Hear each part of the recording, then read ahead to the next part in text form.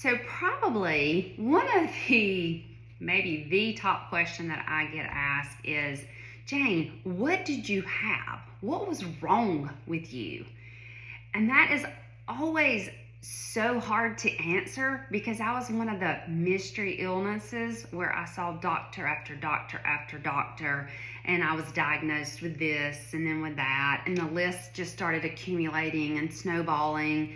And so like transverse myelitis was on my list, fibromyalgia, immune issues, like literally the list goes on forever.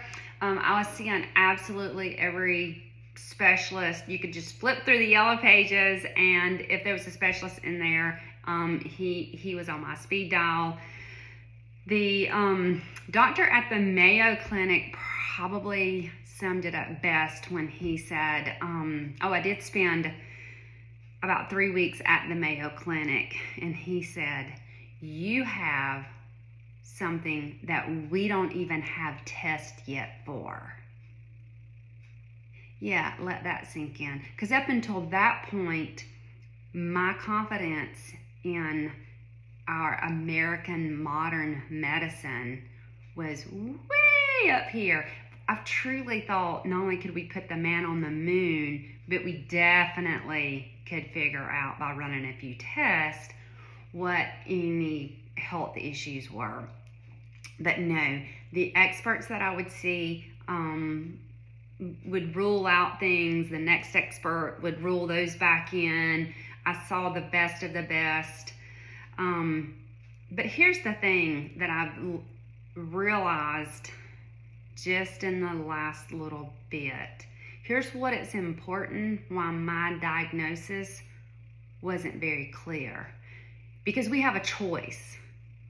We can cling to the diagnosis or we can cling to his promises. And I really think that if I had been easily put into a bucket of which issue it was that I was going to have or be labeled with, I would have owned that, I would have claimed that, and I would have just clung to that. But instead, I got a lot of we're not so sure. But what you do need to know is that it was the actual Lyme's disease treatment that did make a humongous turnaround. One of the reasons that it was very hard to diagnose is because many of our tests today, you're tested based on if your body is producing those antibodies to fight off whatever it is that they're testing you on, right? So if your immune system bottoms out, yeah, mine did, then you're no longer putting up a fight against those things that they're testing you for, which makes you appear to not have those. So in getting that diagnosis, one of the most important things after seeing doctor after doctor after doctor after doctor, I was very particular about any doctor who spoke any limiting beliefs over me. I did not go back to them. I had many doctors to tell me that that was going to be my new normal and that I should accept my situation.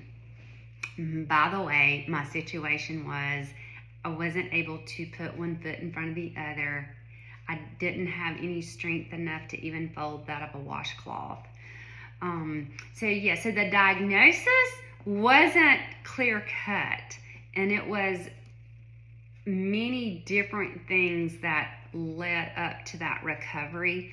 But what all the doctors did agree on, just about all, was that within the first 24 months would be my recovery. And after the first 24 months, wherever I was at, that would be where I topped out at.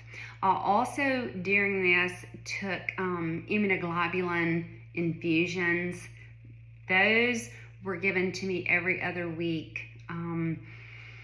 That part of the process was ugly, no doubt, and would result in me being back in the bed in absolute fetal-like position in significant pain, as my immune system had to build itself back up in order to take back over ground that the bad guys had come into my body and overtaken.